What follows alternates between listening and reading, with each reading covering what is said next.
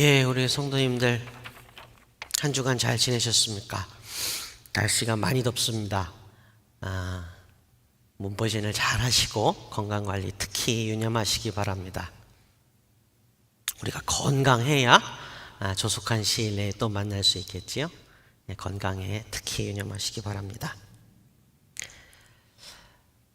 지난주에 우리가 출애굽기 15장 말미에서 우리는 홍해 바다를 건넌 이스라엘 백성들 한가운데에 우리도 서 있었습니다.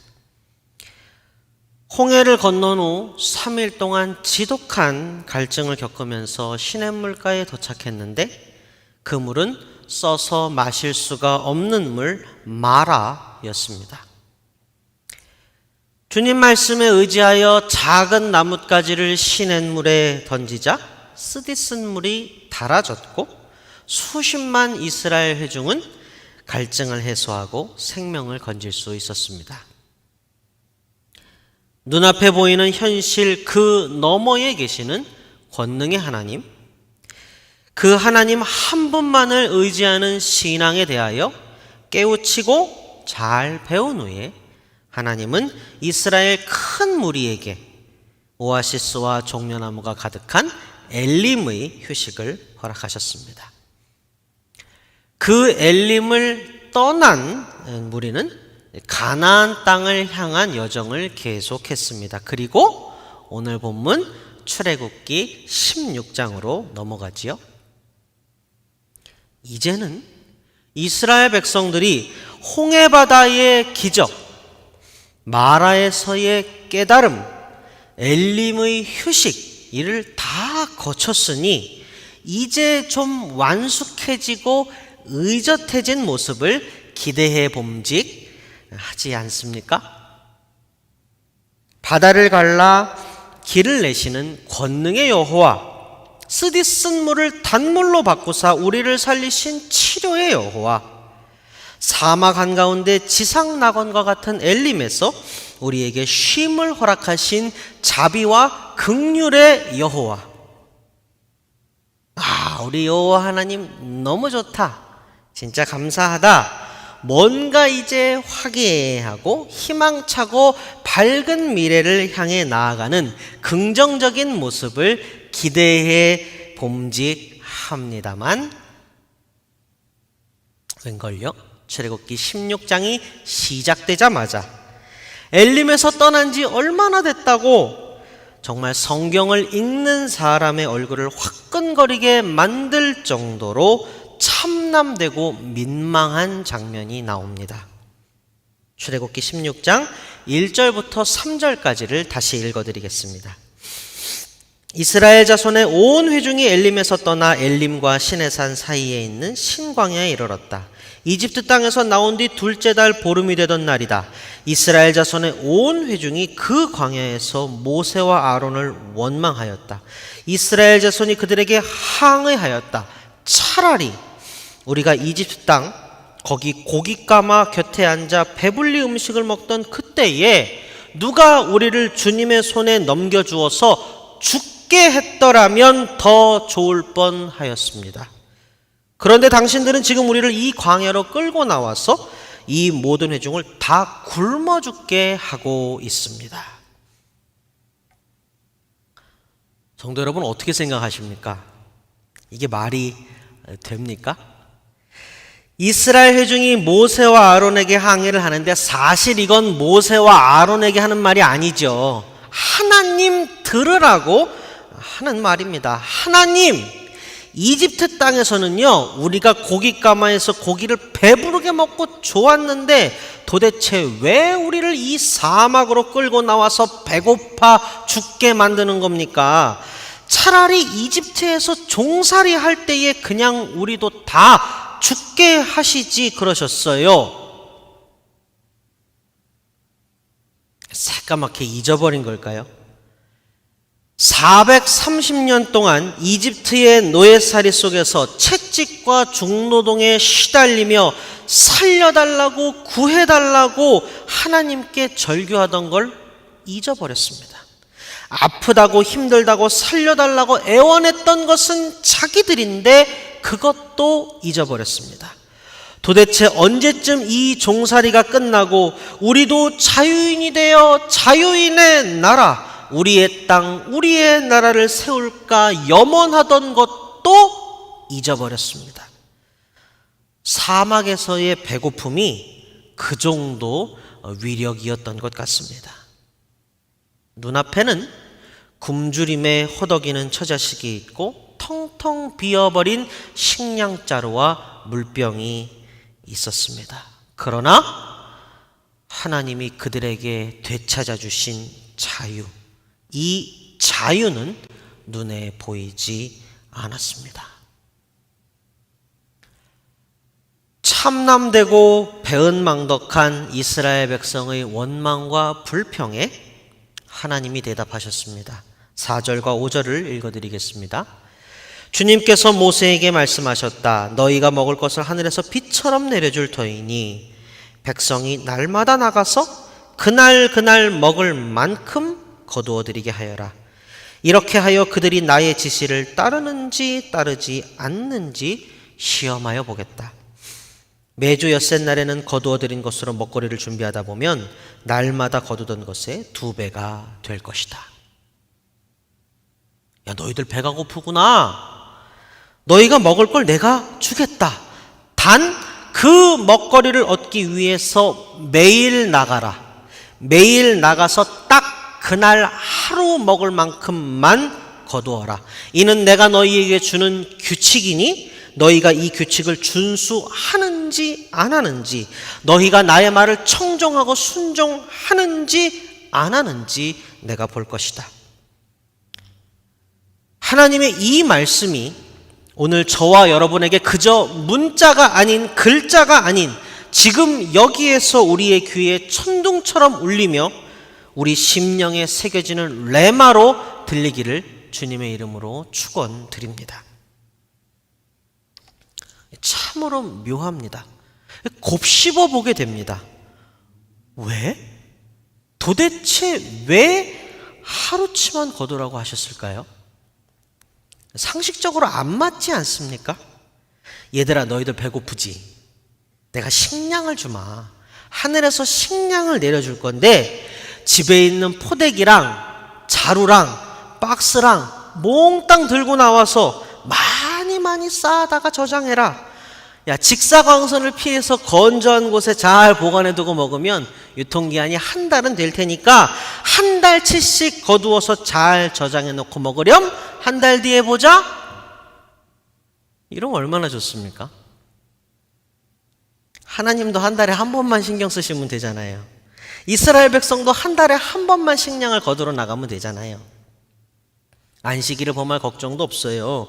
한 달치 거두어서 저장해놓고 먹는데 안식일에 식량 거두러 나갈 일이 없지 않습니까? 정말 편리하고 좋은 방법 아닙니까? 그런데 도대체 왜, 뭐 때문에 귀찮고 불편하고 힘들게 매일 아침에, 그것도 해가 떠서 비추이면 이 만나라는 게 다 녹아서 사라져 버리기 때문에 해 뜨기 전에 새벽 미명에 나가야 되고, 집에 있는 포잣자루가 얼마나 크든지 상관없이 모두가 예외 없이 무조건 하루치만 거두어야 한단 말입니까? 그 힌트가 본문 5절에 있고 또 출애굽기 16장 중반부에 있습니다. 5절을 먼저 읽어드리겠습니다. 매주 엿새날에는 거두어들인 것으로 먹거리를 준비하다 보면 날마다 거두던 것의 2배가 될 것이다. 또 출애굽기 16장 중반부에 나와 있는 안식일 어간에 거두는 만나에 관한 얘기는 이렇습니다. 식구 한 명당 한 오멜씩 거두어서 하루의 식량으로 삼으라 하셨습니다. 쌓아두지 말고 한 날에 필요한 양만을 거두어 먹으라는 명령이었습니다. 많은 이들이 하나님의 명령대로 하였지만 그렇지 않은 사람도 있었습니다. 하루의 필요를 넘게 가져온 만나는요, 벌레가 생기고 썩어 악취를 풍겼습니다. 하나님은 이스라엘 백성에게 안식일 규례를 주셨죠. 그날은 식량을 얻기 위한 노동을 해서는 안 됩니다. 그러므로 안식일 전날에는요, 이틀치의 만나를 거두어야만 했습니다. 이스라엘 사람들은 안식일 전날에 이틀치, 그러니까 식구 한 명당 2오멜씩을 거두었습니다. 자, 안식일 전날에 먹었습니다. 이제 하루치가 남았죠? 이 남은 만나로 다음날 안식일을 보내야만 합니다. 안식일을 제외한 한 주일에 6날은 만나가 남아있으면 예외 없이 썩어버렸습니다. 안식일 전날에 하늘에서 내려온 만나는 다른 날의 만나와 다른 만나입니까? 아니죠. 결코 그럴 리가 없지요. 똑같은 만나입니다.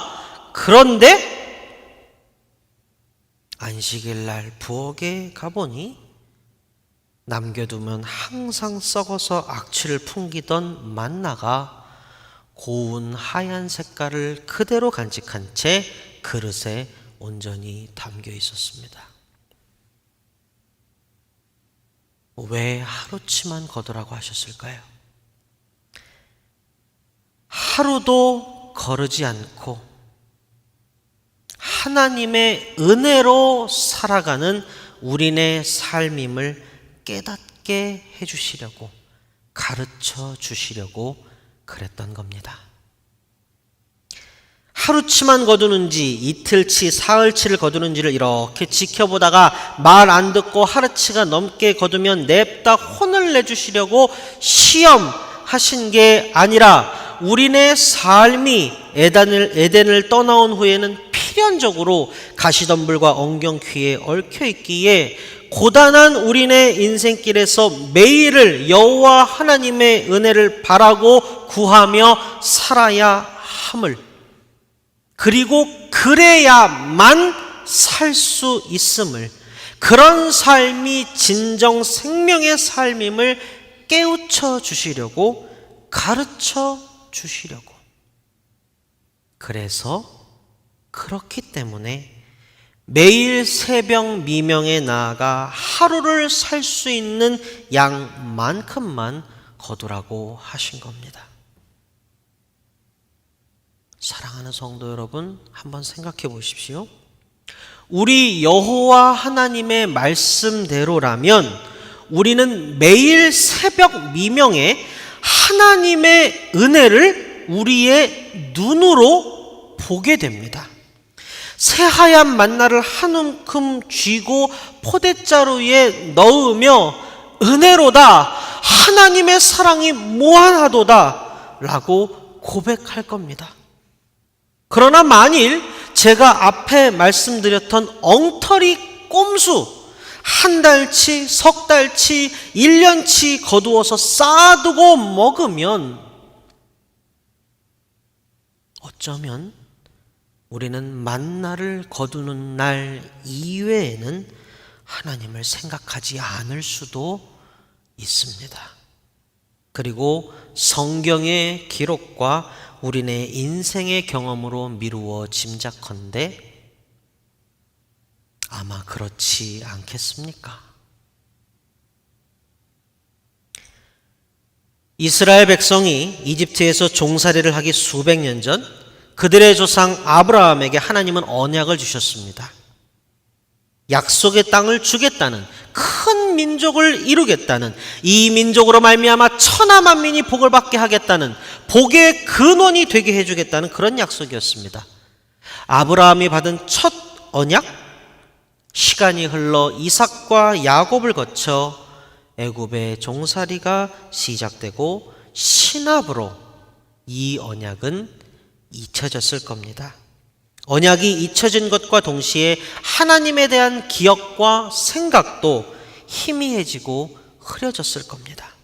아울러 하나님과 동행하는 삶, 하나님을 왕으로 섬기는 삶, 하나님이 주관하시는 삶 등등 하나님과의 필수 불가결, 불가분의 관계성 가운데 살아가는 인간의 삶에 대한 인식도 바뀌었을 겁니다. 이스라엘 회중의 선조인 위대한 족장들의 삶은요, 성경의 기록에서 보아 알 수 있듯이 하나님과 뗄래야 뗄 수가 없는 삶이었습니다. 이뿐이 아닙니다. 더 거슬러 올라가 볼까요? 우리네 인간의 삶은 원래 어떤 모습이었습니까? 어떤 삶이었지요? 우리의 삶은 하나님이 창조하신 에덴에서 하나님이 주신 모든 것을 누리며 사는, 다시 말해서 하나님의 은혜 가운데에 푹 젖어서 사는 삶이었습니다. 그게 하나님이 우리에게 주신 인간의 삶의 가장 이상적인 모습, 원형이었습니다. 창조하신 후에 덩그러니 버려두시고 내팽개쳐 두시고 알아서 살아라가 결코 아니었습니다. 여러분, 탕자의 형을 달래며 탕자의 아버지가 뭐라고 얘기했었는지 기억나십니까? 누가복음 15장 31절이 기록합니다. 아버지가 그에게 말하였다. 너는 늘 나와 함께 있으니 내가 가진 모든 것은 다 네 것이다. 하나님께서 창조하시고 보시기에 좋았더라 하신 모든 것이 다 우리 사람에게 주어졌었습니다. 하나님의 창조 세계 전부가 우리에게 은혜로 주어졌었습니다. 그런데 어떻게 망가졌나요? 창세기 3장 초입에 뱀이 하와를 꿰는 장면이 나옵니다. 창세기 3장 1절부터 6절까지를 읽어드리겠습니다.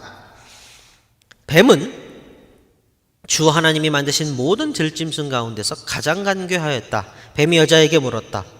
하나님이 정말로 너희에게 동산 안에 있는 모든 나무의 열매를 먹지 말라고 말씀하셨느냐? 여자가 뱀에게 대답하였다. 우리는 동산 안에 있는 나무의 열매를 먹을 수 있다. 그러나 하나님은 동산 한가운데 있는 나무의 열매는 먹지도 말고 만지지도 말라고 하셨다. 어기면 우리가 죽는다고 하셨다. 뱀이 여자에게 말하였다. 너희는 절대로 죽지 않는다. 하나님은 너희가 그 나무의 열매를 먹으면 너희의 눈이 밝아지고 하나님처럼 되어서 선과 악을 알게 된다는 것을 아시고 그렇게 말씀하신 것이다. 여자가 그 나무의 열매를 보니 먹음직도 하고 보암직도 하였다. 그뿐만 아니라 사람을 슬기롭게 할 만큼 탐스럽기도 한 나무였다. 여자가 그 열매를 따서 먹고 함께 있는 남편에게도 주니 그도 그것을 먹었다. 성도 여러분, 이 구절을요 꼼꼼히 읽어보시고 묵상해 보시기를 권면드립니다. 우리 사람에게는 딱 하나를 제외한 모든 것이 허락되어 있었습니다. 하나님의 창조 세계 중 딱 하나를 제외한 모든 것이 우리에게 은혜로 주어져 있었습니다. 선악과 딱 하나만 빼고 영생을 주는 생명나무 열매를 포함한 에덴 동산의 모든 것이 우리에게 주어진 은혜요, 우리가 살아갈 은혜의 세계였습니다. 우리에게 없는 것은 오직 하나, 선악을 알게 하는 나무의 열매, 곧 선악과였습니다. 금하신 이유는 명백합니다. 우리에게 좋지 아니하기 때문입니다. 창세기 2장 16절 17절이 기록합니다. 주 하나님이 사람에게 명하셨다. 동산에 있는 모든 나무의 열매는 네가 먹고 싶은 대로 먹어라. 그러나 선과 악을 알게 하는 나무의 열매만은 먹어서는 안 된다. 그것을 먹는 날에는 너는 반드시 죽는다. 우리가 먹으면 죽기 때문에 우리에게 좋지 아니하기에 하나님이 우리에게 금하신 겁니다. 다시 말해 선악과를 금하는 하나님의 절대적 율례는 사람의 생명을 보존하기 위함이었습니다. 사람이 은혜의 세계에서 은혜 가운데 영생할 수 있도록 하기 위함이었다는 말입니다. 그런데 사탄은 거짓의 아비이기 때문에 사람을 꿰어서 한 가지 일을 저질렀습니다. 그 일은 다른 게 아닙니다. 사탄이 한 일은 간단합니다. 한 가지입니다. 하나님의 은혜의 세계에서 사람을 끄집어내는 일입니다. 아담과 하와의 눈앞에 펼쳐져 있는 삼라만상 은혜의 세계에서 그들을 끄집어내어 그들에게 없는 한 가지 선악과에 매이게 해서 교만과 탐욕의 구렁텅이로 몰아넣는 일, 그게 바로 사탄이 한 짓입니다. 사랑하는 성도 여러분, 하나님께서 이 시간 우리의 영의 눈을 여시어 창세에서 만나에 이르기까지 우리를 포기하지 않고 품고 이끄시는 하나님의 마음을 깨닫게 하시기를 주님의 이름으로 축원드립니다. 인간의 삶의 원형은 은혜의 삶이었습니다. 은혜가 이끄는 삶이었습니다. 은혜를 축으로 하여 마르지 않는 생명샘물이 계속 솟아나는 삶이었습니다. 하나님께서 에덴에서 우리에게 주신 삶이 바로 그런 삶이었습니다. 그런데 사탄이 사람을 속여서 사람이 스스로 은혜의 세계에서 떠나 교만과 탐욕의 세상으로 빠져들게 만들었습니다.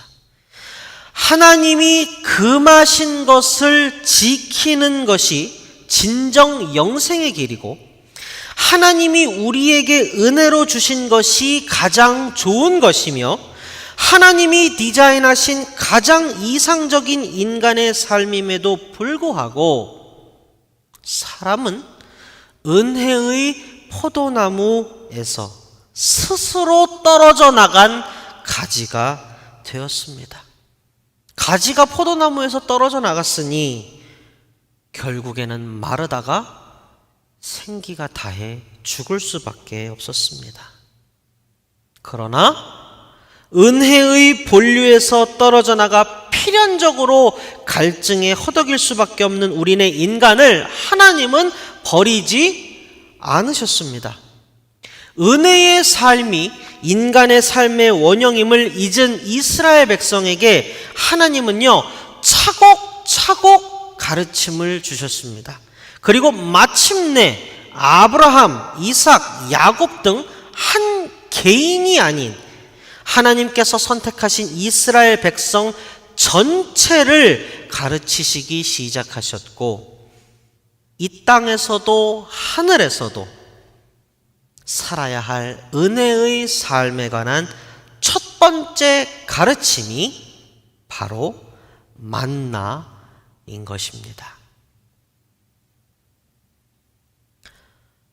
사랑하고 존경하는 우리 파사데나 장로교회 가족 여러분, 이 시간 한 가지 질문을 우리 스스로에게 해보았으면 합니다.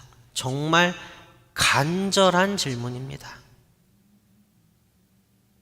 우리는 만나를 먹고 있습니까?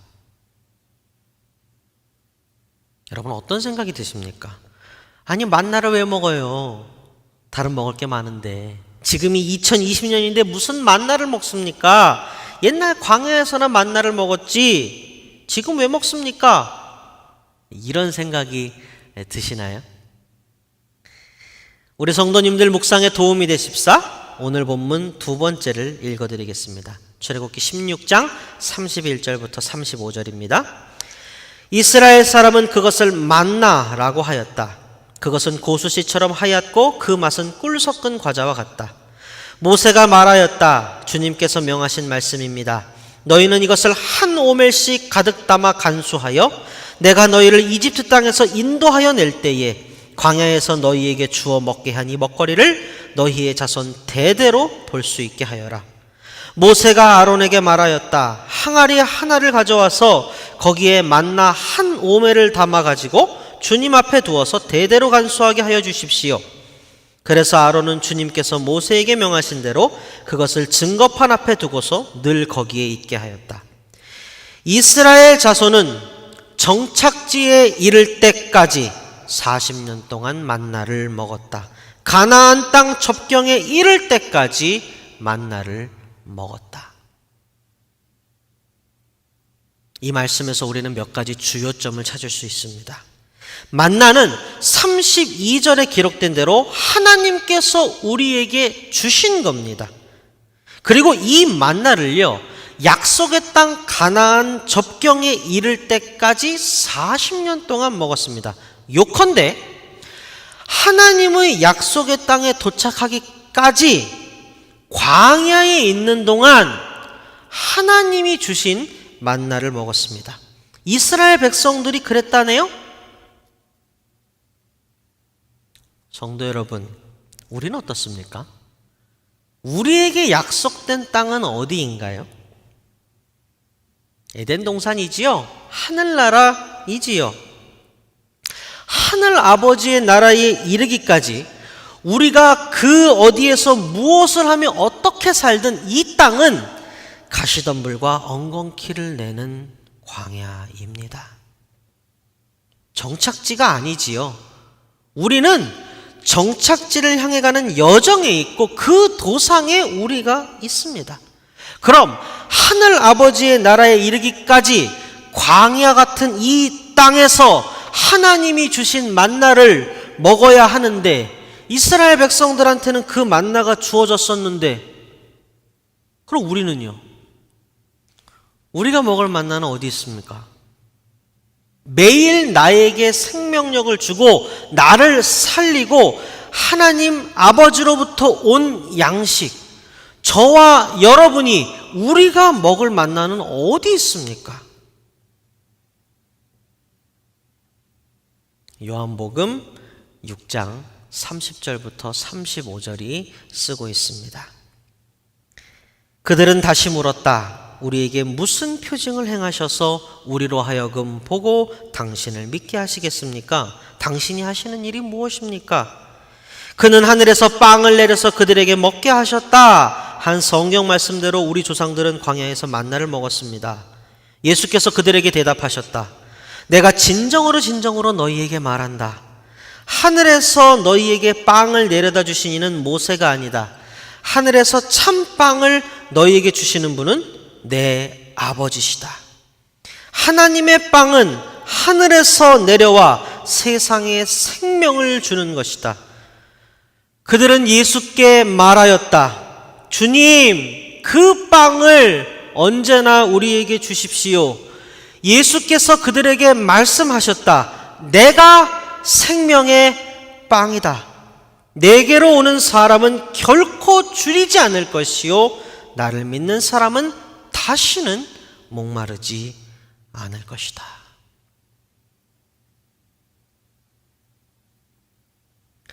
말씀을 맺겠습니다.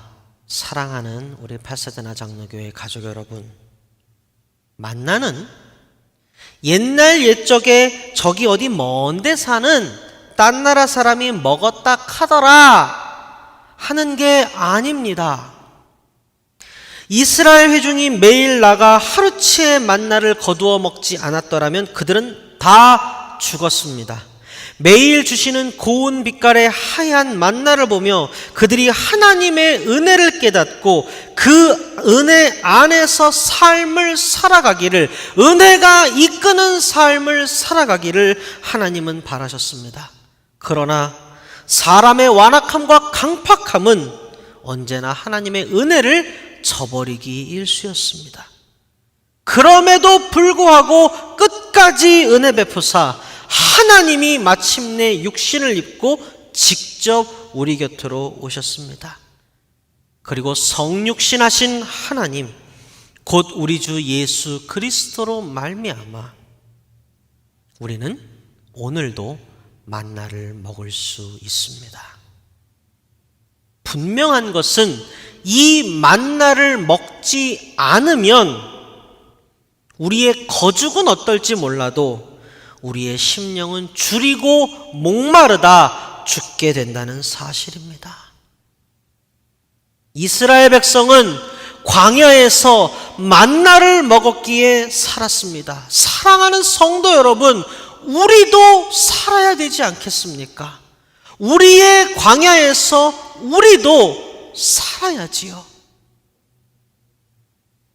만나가 되어주시는 예수 그리스도의 은혜로 말미암아 우리의 삶이 은혜가 이끄는 삶으로 변화되기를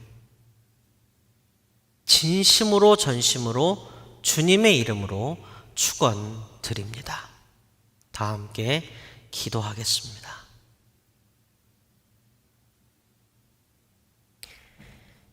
하나님, 우리에게 은혜 베푸시는 주님, 이 시간 주님의 말씀에 우리를 비추어 봅니다. 하늘아버지께서 지으신 천하 만물을 우리에게 은혜로 주셨습니다. 그 은혜를 떠나온 것은 우리였습니다. 모든 환난과 풍파 가운데서 하나님께서 우리를 지켜주셨습니다. 그 구원과 은혜를 잊어버리고 저버린 것은 우리였습니다. 하나님 아버지, 하늘 아버지의 품을 떠나 고단한 인생길을 걸어가는 우리는 모두가 다 광야를 걷는 나그네입니다. 이 땅이 종착지가 아니기에 우리는 주의 나라에 이를 때까지 쉬지 않고 부단히 걷고 또 걸어야 합니다. 우리는 그 길에서 항상 줄이고 목이 마릅니다. 그런 우리를 포기하지 않으시고 하늘의 만나를 주시어서 우리의 본래의 삶은 은혜가 이끄는 삶임을 깨닫게 하시니 감사합니다. 우리의 삶의 자리에서 결코 목마르지 않고 줄이지 않는 영혼의 떡과 물을 주시기 위해서 하늘 보좌를 버리고 우리에게 오신 예수님 감사합니다. 오늘 우리에게 주신 말씀을 가슴에 새기고 우리 모두 매일의 삶에서 하늘 만나 되시는 예수님을 사모하며 은혜가 이끄는 삶을 살아가게 하옵소서. 예수 그리스도의 이름으로 기도합니다. 아멘.